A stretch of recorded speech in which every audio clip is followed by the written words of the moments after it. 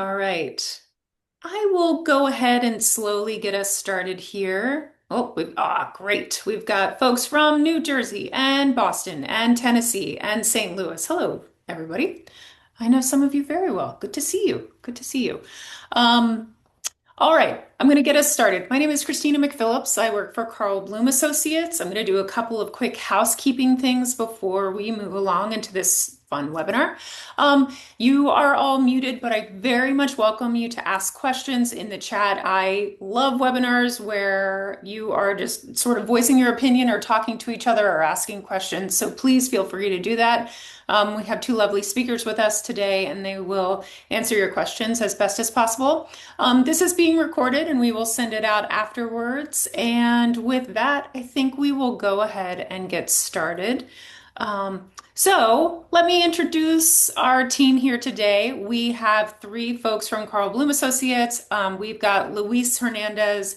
He is our Director of Digital Strategy. He brings more than 13 years leading digital campaigns internationally and within the United States, so that's very nice. He has managed over $25 million in paid media across many different platforms, many of which we will talk about today. And he is bilingual. And Luis, if you want to tell us all about your experiences marketing abroad and here in the US, we would love to hear that. And then we have Chad Sproles with us today. He is our digital marketing specialist at Carl Bloom Associates. He brings 10 plus years of hands-on digital campaign management. He is our fun team member and will probably throw a lot of really wonderful y'alls out at you. Also, Chad and Luis are both in the Houston area. His expertise is in paid social programmatic display. And Chad, I would also say your expertise is in problem solving. So I look forward to hearing about that. And then I know some of you personally. My name is Christina McPhillips. I am Vice President of Client Partnerships at Carl Bloom Associates. I've been fundraising for a little over 18 years. I work closely with PBS, NPR, city year education groups, botanical gardens, all kinds of nonprofits. And I am always on the lookout for new technologies for the nonprofits that we work with in the United States and Canada. And with that, we will go ahead and get started with some of our topics. Again, if there are burning questions you have, please put them in the chat and I will moderate. So, with that, gentlemen, very first topic. This was really the one that kind of kicked off the idea to have this webinar. We heard from a ton of clients and partners that AI search is reducing clicks to their website. So, friends on the line, you have probably seen where you Google something and instead of being driven directly to click on somebody's site to learn more information, you're seeing those summaries. Let's talk through the implications of that. Luis and Chad, I will let you decide who speaks. Go ahead. Thank I'll you. start if you want. Awesome. Thank you. Hi, everyone. Welcome. So my opinion here is AI, reducing clicks.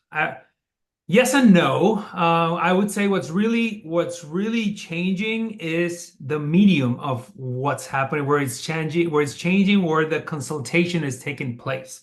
I would say for the first time in a lot of years, we've had the Google search box change. For the first time since I can remember, we literally now have an AI mode replacing that. And what's happening there is that you're getting way faster answers. You're getting a back and forth with an AI, and sometimes you're not even now searching at Google. You're doing that in let's call it Claude and ChatGPT and way other agents. But what's really happening is that with AI really looking for it and what's really searching it is that you are now seeing, and what I expect more is that voice is going to become way more of an infrastructure in search. You've kind of seen it with Alexa and stuff like that, but now you're going to get it a little bit more, and having the AI do the searching, that's kind of like what we're at the stage that we're on now. So that's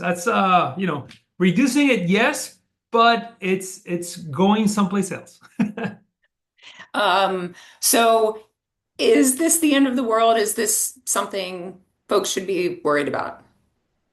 I don't think it's the end of the world. I actually think it's very interesting in that it's an opportunity to adapt. And these opportunities to adapt, you have to build your systems for it.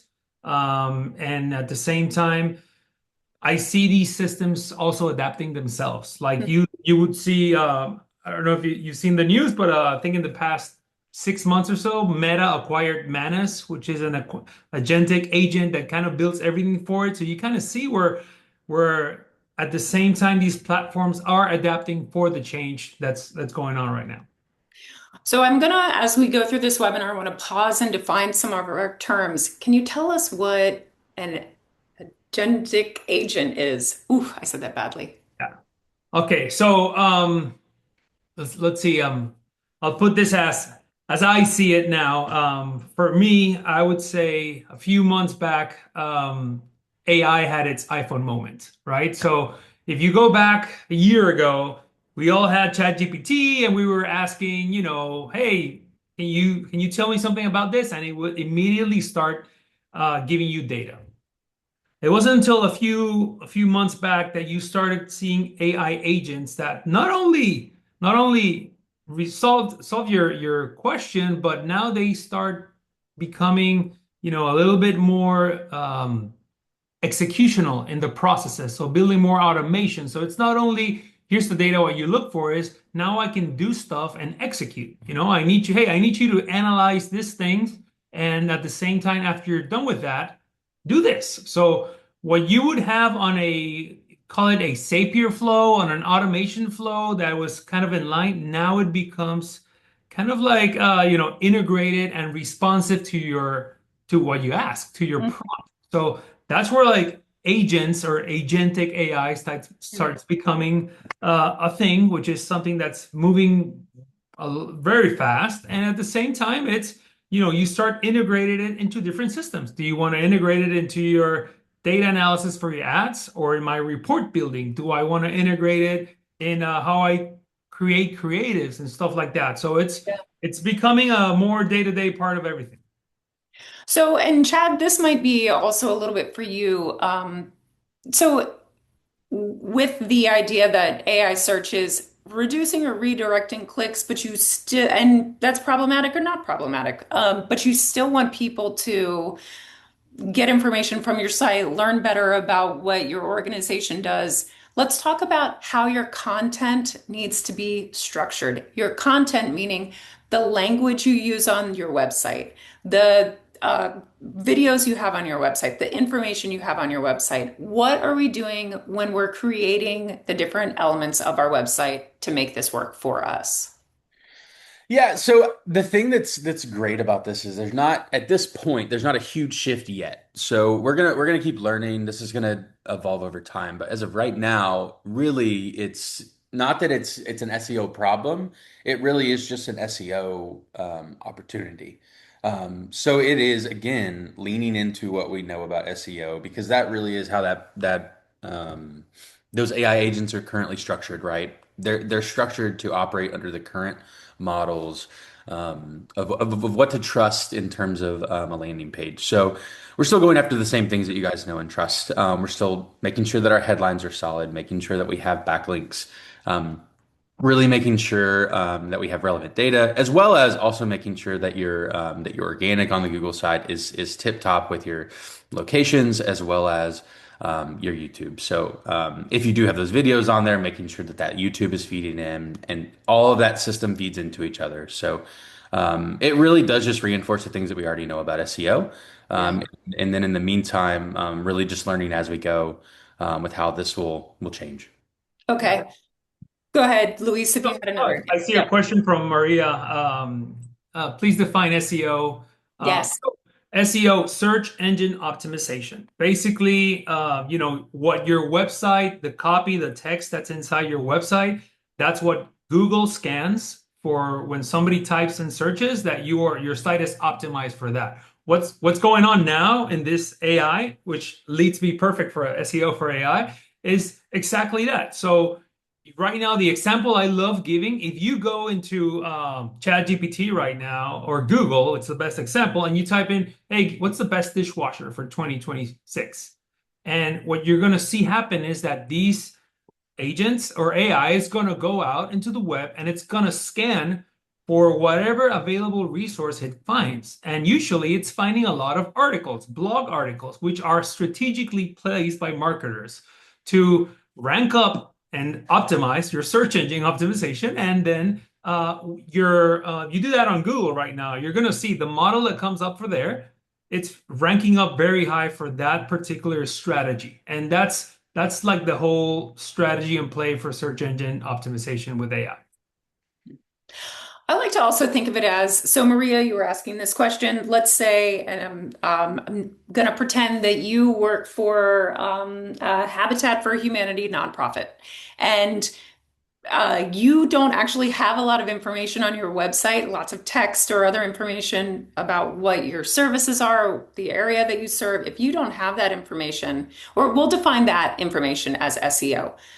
How detailed is your website about what you do, what you want people to find? And it really appears in the general like language that you put in there. So I hope that's sort of a really basic bit of information.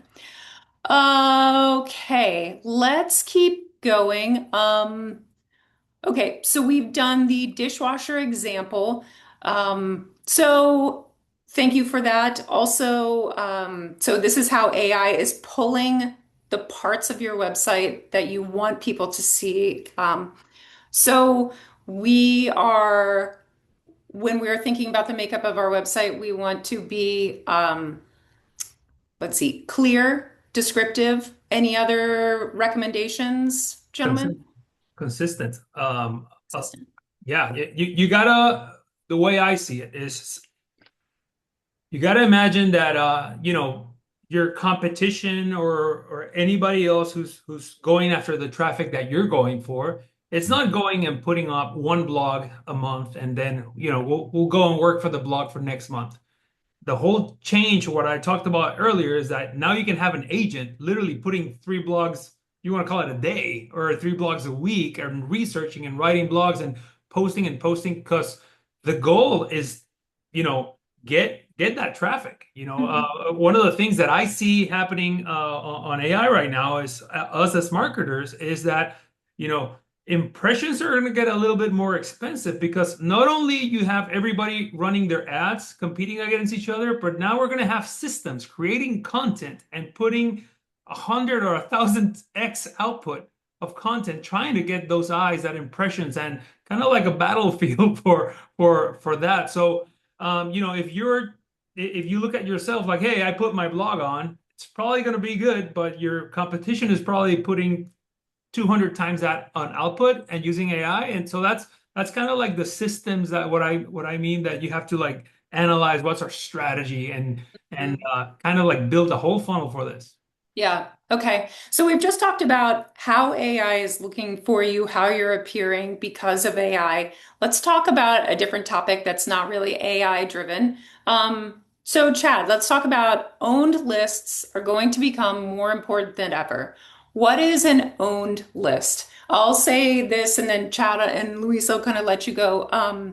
That's the list that you have within your own database. That's your donors, your volunteers, external lists that you have access to. These lists are so very important right now, especially as you look for new audiences or you're harnessing your own audience.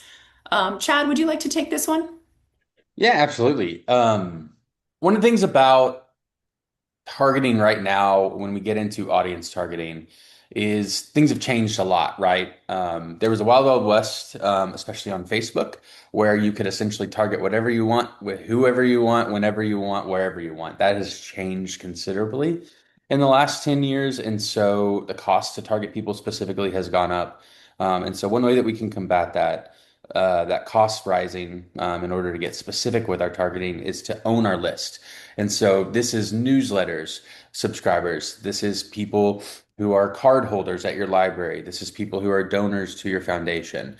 All of those people are important data to feed into, to talk about AI, these other algorithms in these platforms. So when I go to Meta and I say, hey, I want to find people that want to give money to PBS in South Dakota, that could be challenging, right? South Dakota is a rural state that may not typically understand the importance of PBS. However, what we found is when you feed the data of people that are donors in South Dakota, which is a very unique subset, it's very much so able to find those if we're feeding it with the right data. So that is the key, is making sure that we have good, solid, updated data on the people that are interacting with, donating to, and really taking the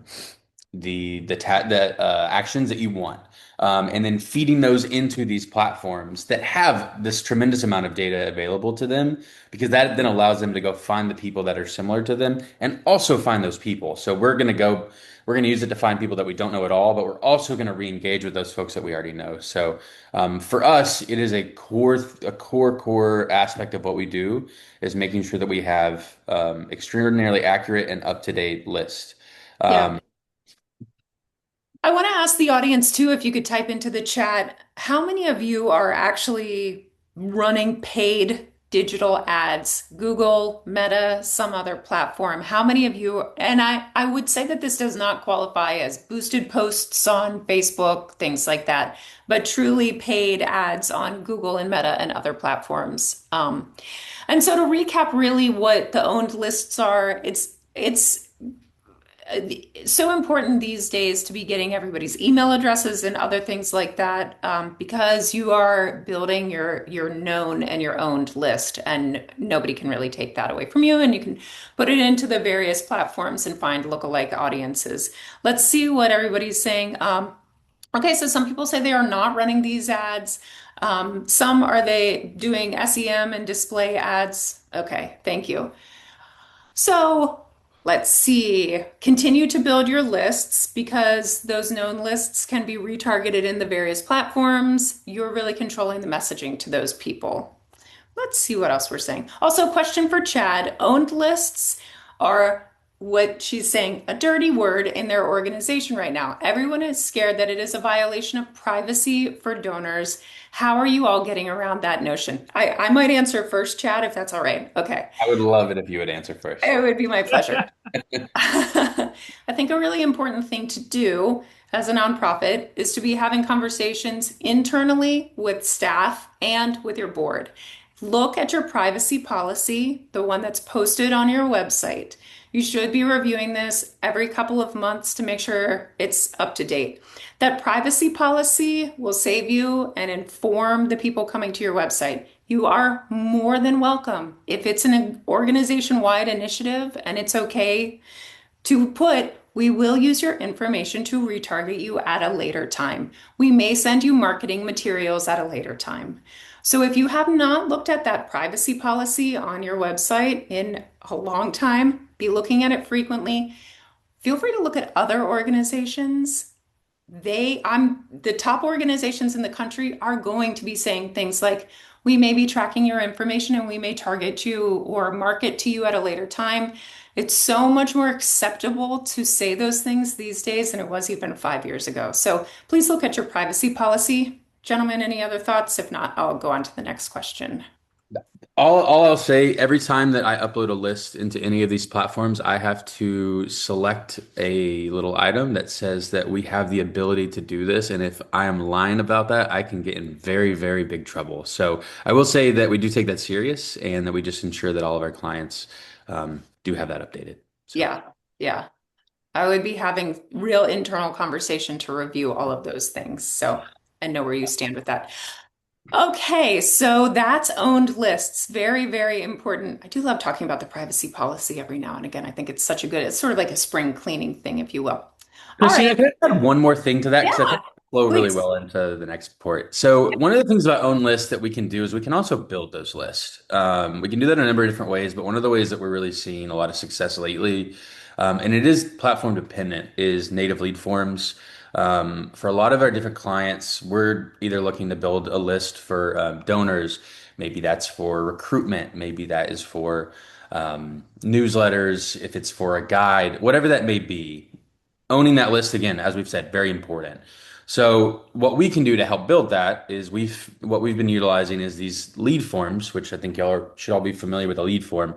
We can now run lead forms instead of having to push people to your website. So there's an additional click. They've got to let the website load. They then fill it out, click a button.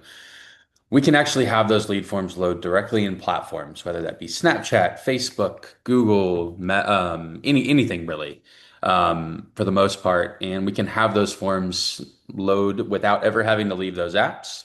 All of the information gets auto-populated, and it becomes extraordinarily easy for you to collect that information. That includes, from a privacy policy standpoint, since we just talked about it, your privacy policy. So that's always included. So you're covered from a legality standpoint.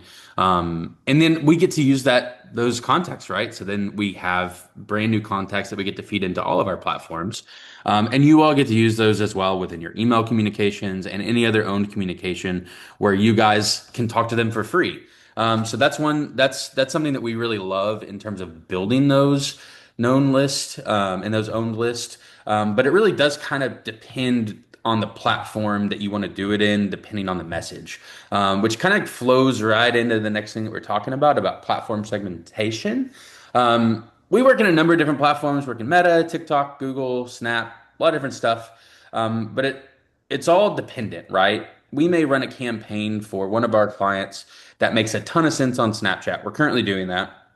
It would make no sense for some of our clients because of audience, because of targeting abilities. There's all kinds of reasons that it may not make sense. Um, and so what we found is a lot of clients will come to us, especially early on in a relationship, and they'll want to be in all of these different places because they see this opportunity for audience. And they'll say, "Hey, we see all these young people on TikTok. They're motivated. They understand, the importance of what we do. We want to reach them." And it's like, that's great, but everything that I have from you tells me that they don't donate money and that we can't invest that kind of money yet. But let's maybe invest awareness for a little bit and see if we can find traction. So we can always find a use for a tool if it makes sense with an audience, and if it makes sense with what your goals are.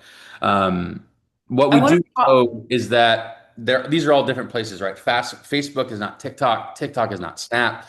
Even though TikTok and Snap both hit young people very, very well, they're very different platforms, and people go to them for extraordinarily different reasons. So their expectation when they get there is super different. We're working on a campaign right now where we're going to be on both of those platforms, yet we have vastly different ads because of the expectation of the user once they get to where that ad will be. So that is something that we think is very important, especially going into the future, is making sure that we're thinking of where we are when we're talking to people, what their expectations are when they get to that platform, and then how we're meeting that. How does your company interact best in that setting? And so yeah, that's kind of how we see platform segmentation being important in the current marketplace.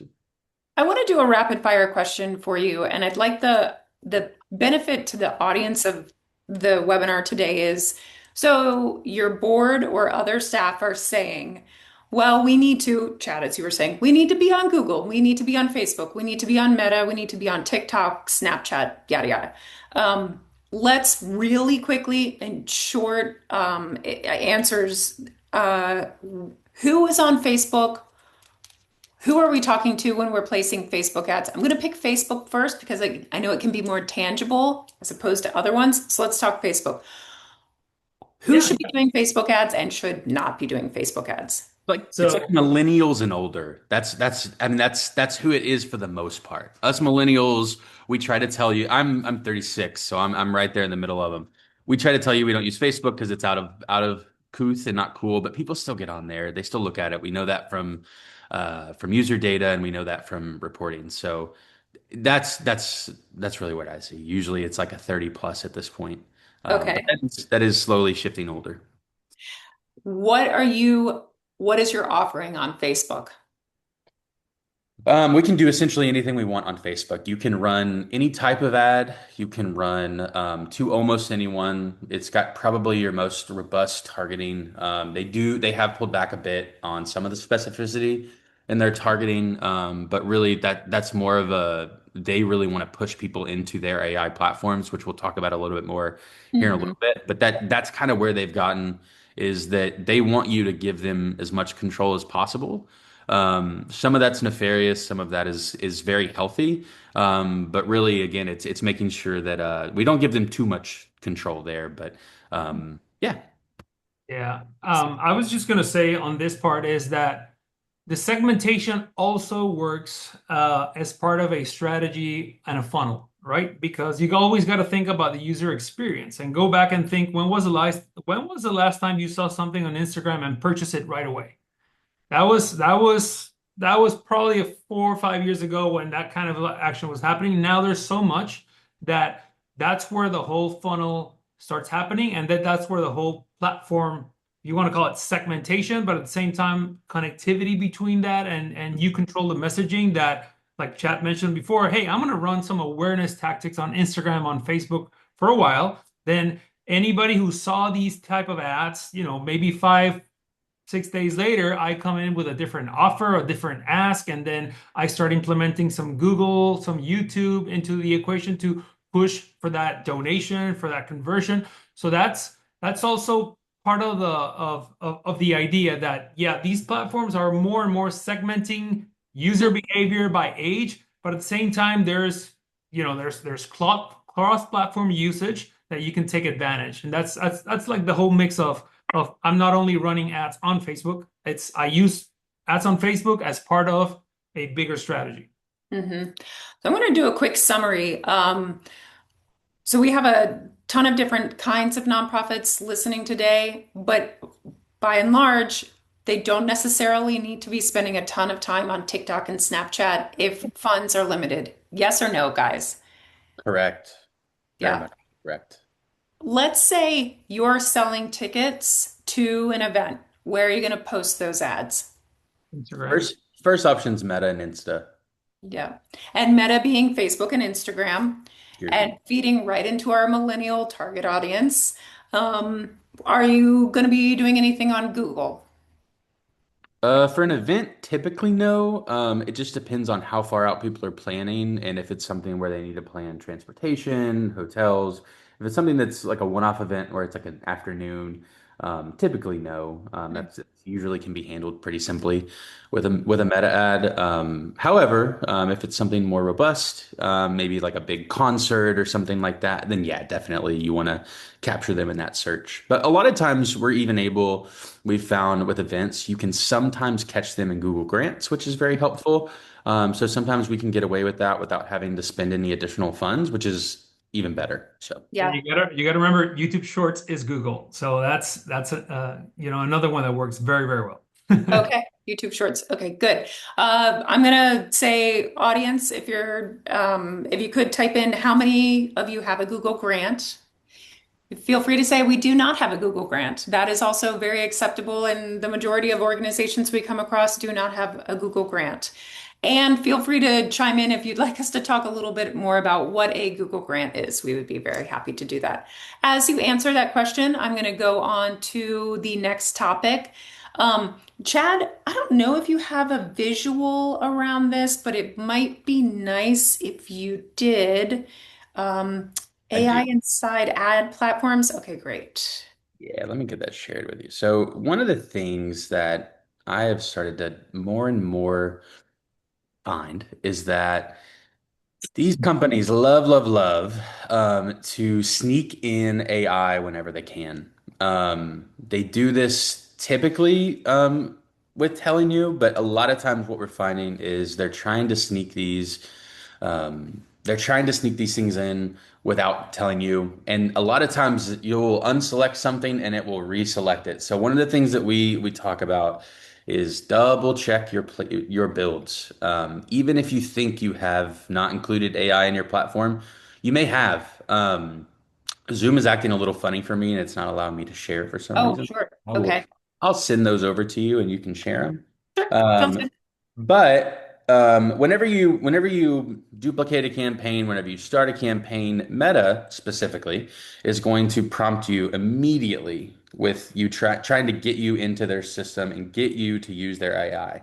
They want this because again, they want more control and they want to give less insight into what is making those decisions or who is making those decisions behind the scenes.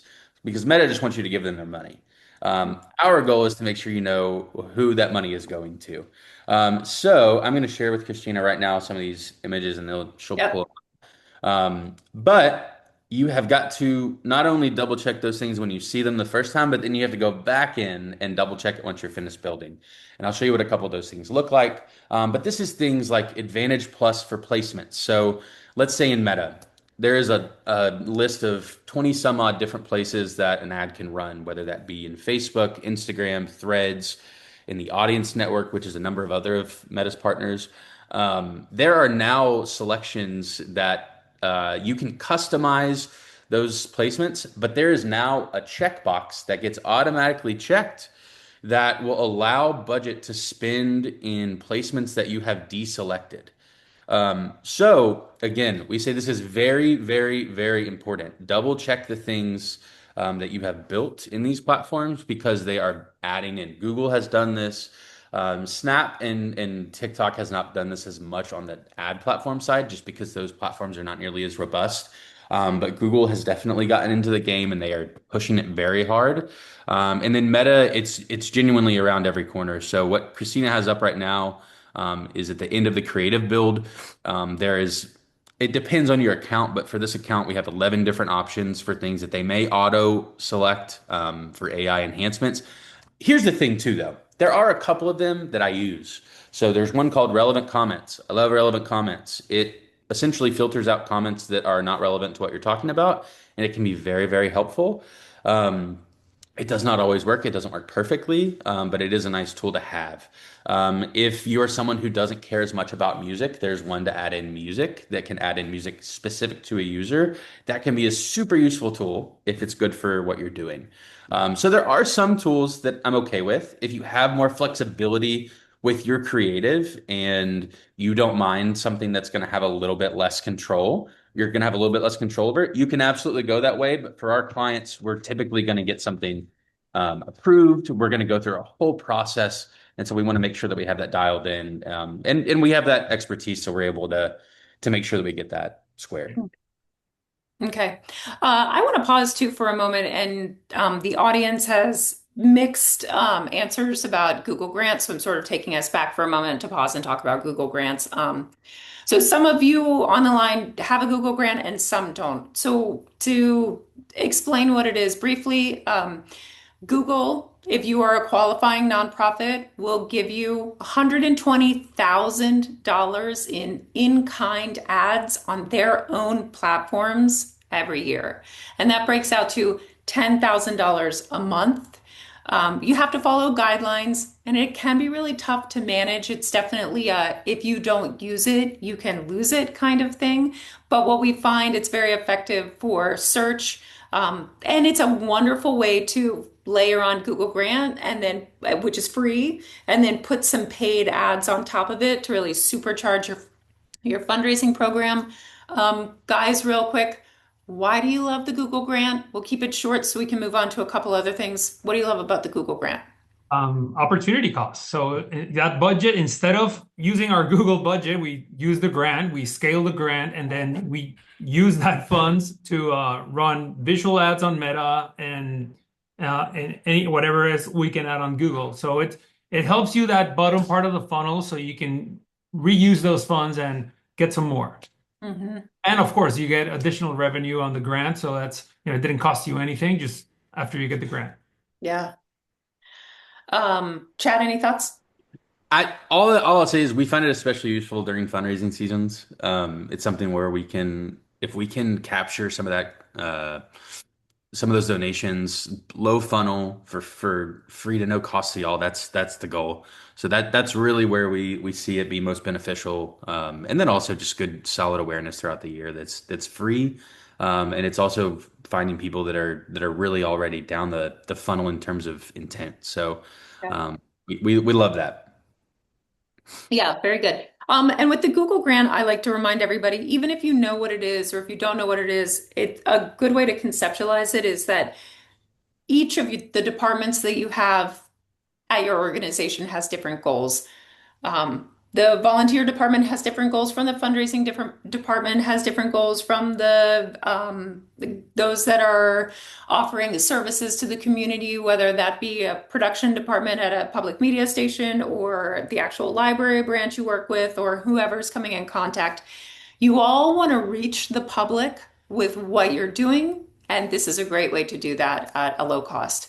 And I see a couple of you saying there might be interest in learning more about Google Grants. You can definitely reach out to me, or perhaps we'll do a webinar shortly on Google Grants. That would probably be a fun and easy one to do. Um, so you do have to apply for a Google Grant and you do have to be approved. And Chad, go ahead. I did. I saw gave us a note. Hey, Julie, good to see you.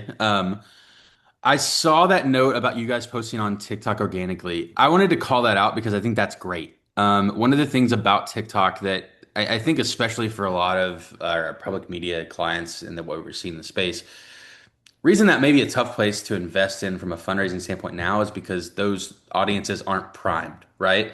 In Meta and all these other places, we've been priming those people for years.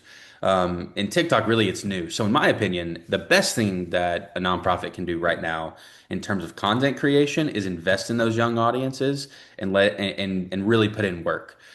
Because if I go right now to TikTok cold and make an ask with a really clean ad, it's not going to do nearly the work that it is to hear from y'all's people and to show the work that you're doing in a relatable way. And that's what TikTok is all about. So, Julie, I just wanted to call that out because I think that is fantastic that y'all are doing that. And that helps feed the future of what we will be able to do in the paid space down the line. So, great work.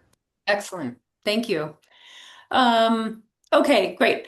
So let's go on to a topic that's really about ethics. AI generated creative, and I'd love to hear what everybody is thinking about AI generated creative. Um, should nonprofits be using it? What are we talking about? We're talking about going in and saying something like, create me a picture of a child reading a book in front of a library or something along those lines. Should you inform the viewing audience that that is an AI generated photo? Do you need to? Gentlemen, what are your thoughts? Sure. All right. So it's not that I'm torn here, but I have two different point of view depend on how you use it. I totally agree with you that we should not be creating children on AI to use for any type of donation and ask. However, I do see a lot of value, and I've been testing it a lot on using AI to create variants of ads. So, for example, I'll give you an example. Like if I have a great ad that's working and it's blue and red, and I want to create six different variants of the same ad, just changing a few tweaks and colors quickly to test. I'm totally for that.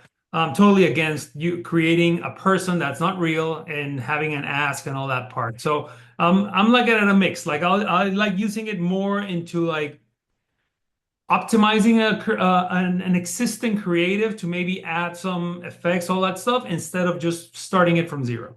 I think Understood. another thing is it's a lot of it is about reading the room, Julie. I see your note about like not wanting to and not feeling like you guys should. I can understand that because Luis and I are kind of on other ends of the AI like spectrum, right? Luis is an early adopter. I'm one that has to be kind of pulled in. And so Luis has really, I think, pushed me a little bit in my understanding of how we can utilize it.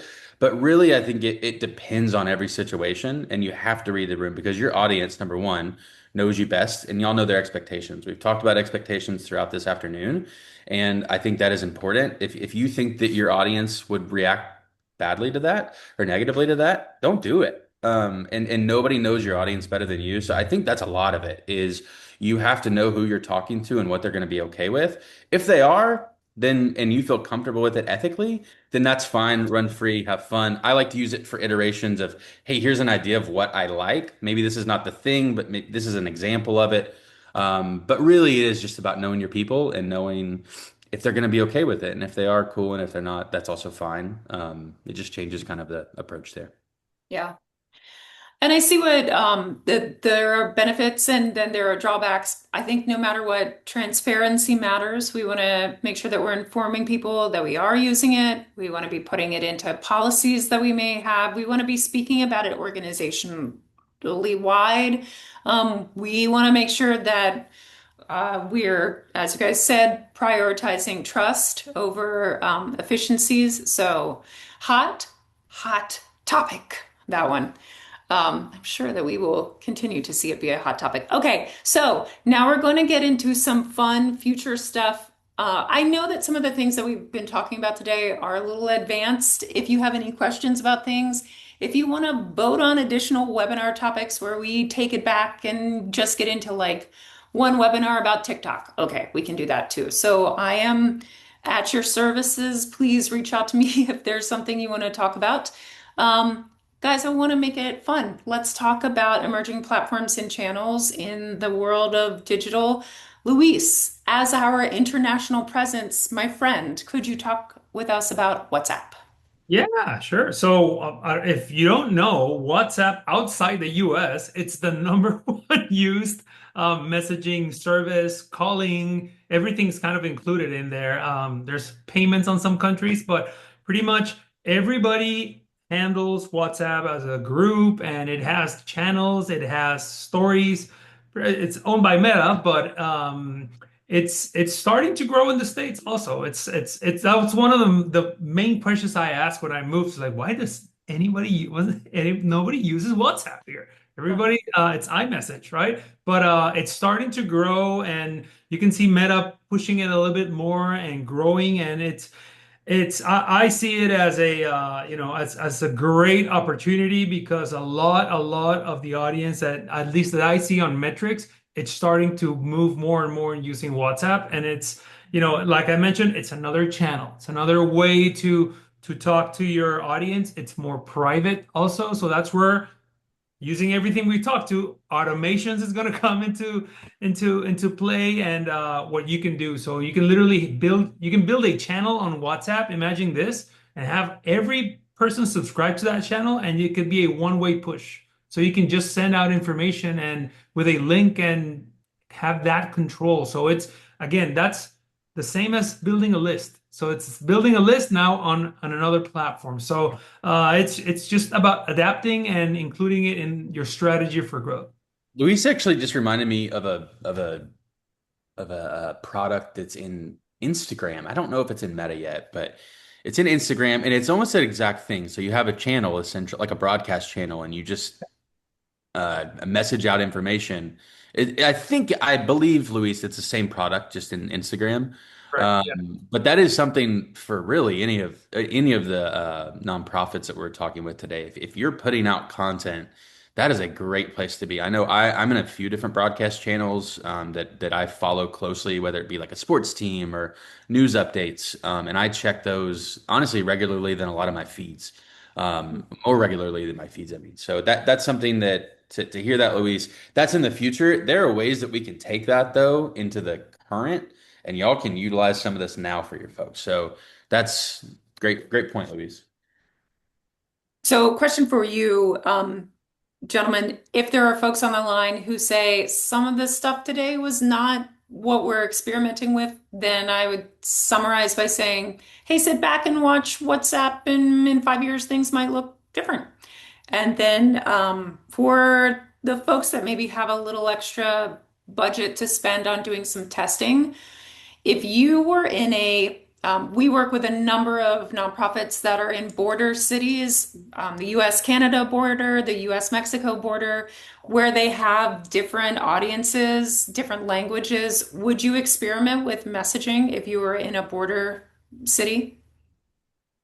So there's a couple of different ways. Yes, number one, sure, absolutely. We've done this though. Luis, I'm trying to think of some campaigns that we've worked on in a former life in promoting like concerts and stuff.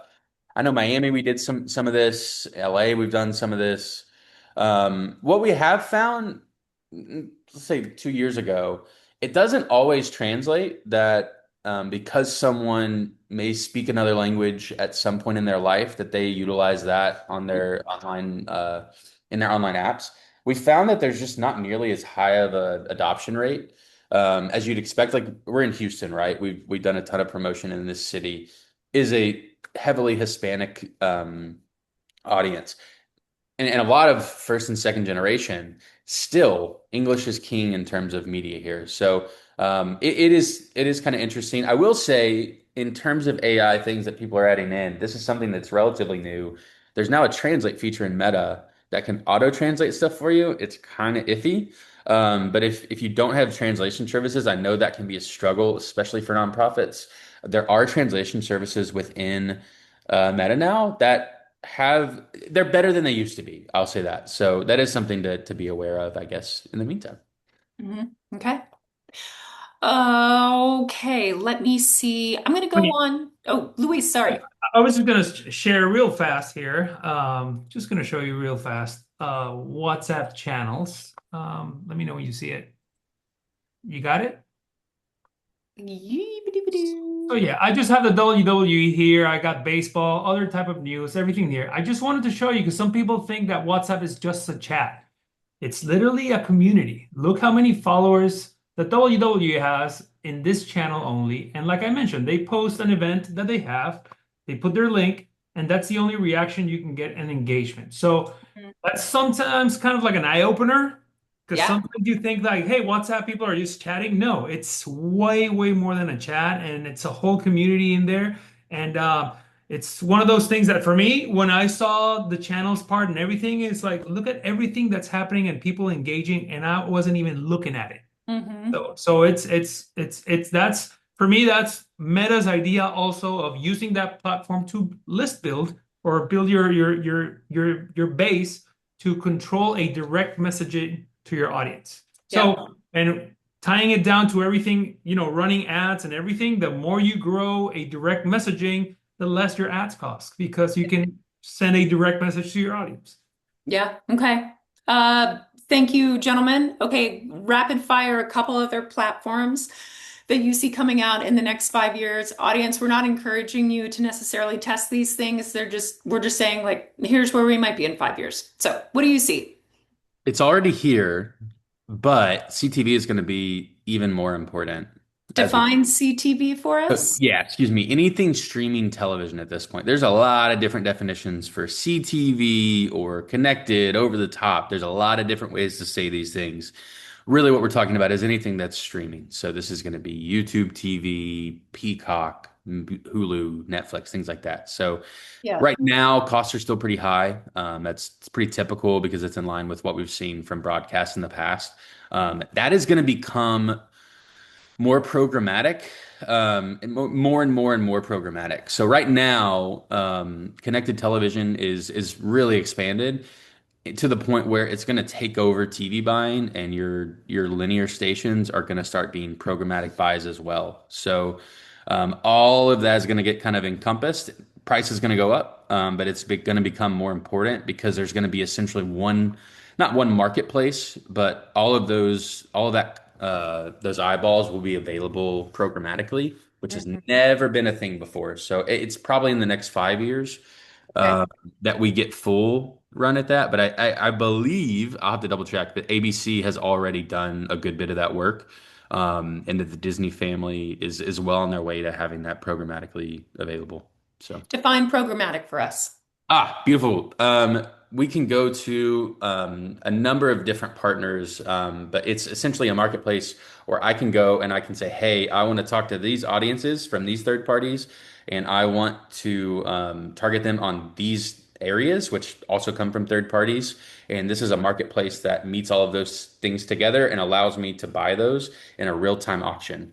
Mhm. So I can in real time, I can say, hey, I've got this budget. I want to bid this much per thousand, and then there's a real time auction uh, for those eyeballs that we pick. So you can, instead of having to pick like we used to in TV, if I want to run in 6P news and 5A news, it's I want to reach Christina and I want to reach moms that have 4 year olds in Yep. Georgia that want baseball bats. And I can do that now with TV ads in both streaming television and linear television, which is your regular over the air TV. So we're Excellent. going to get close it's going to be close soon. Again, we talked to Disney that they've moved pretty far on this.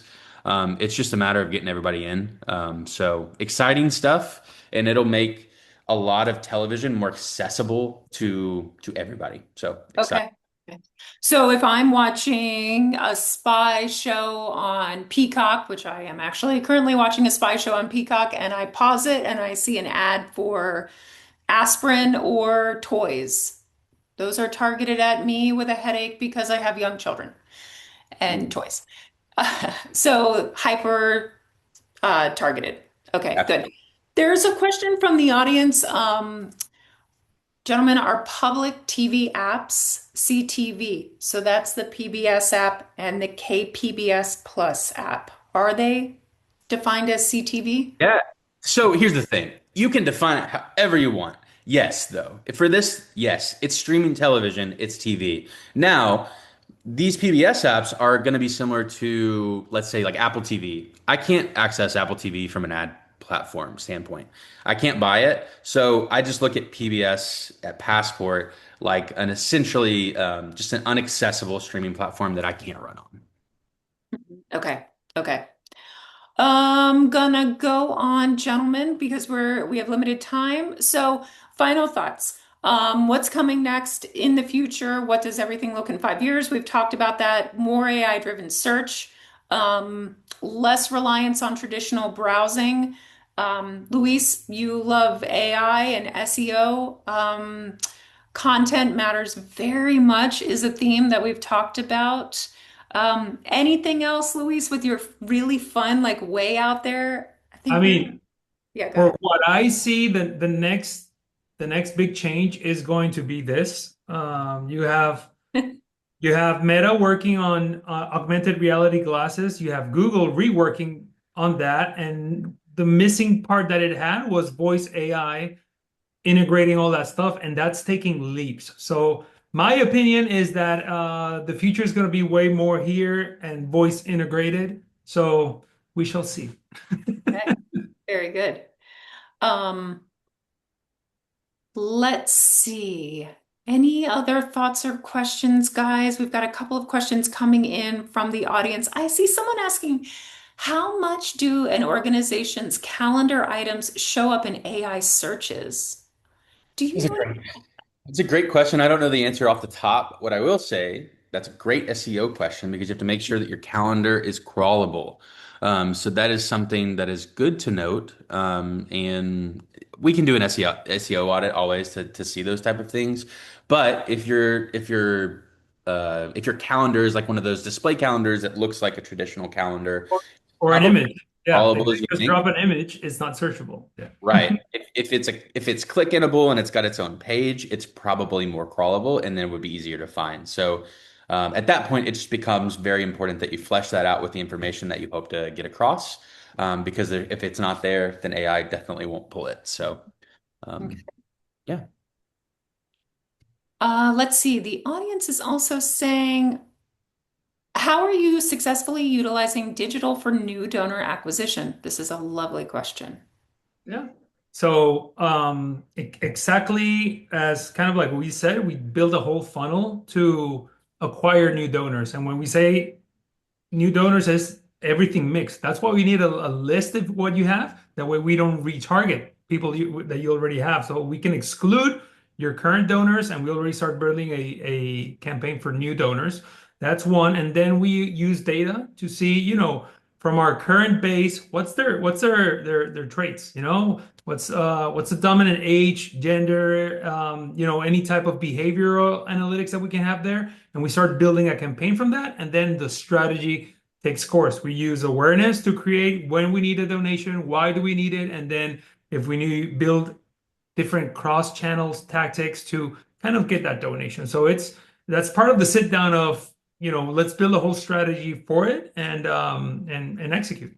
Yep. I also want to ask the audience, were there any things we didn't cover today that you would want to know more about, any future webinars, or there were specific topics that we talked too broadly about and you want us to zoom in on those? The person that asked about the acquisition was also asking, are the results as strong as we see in direct mail? Do you recommend multi-touch? I'm going to answer the part two of that first. Yes, we highly recommend multi-touch. For all the organizations that we work with, we're sending out multiple direct mail pieces, emails at the same time. So let's say Luis and Chad, I have their home addresses and their email addresses.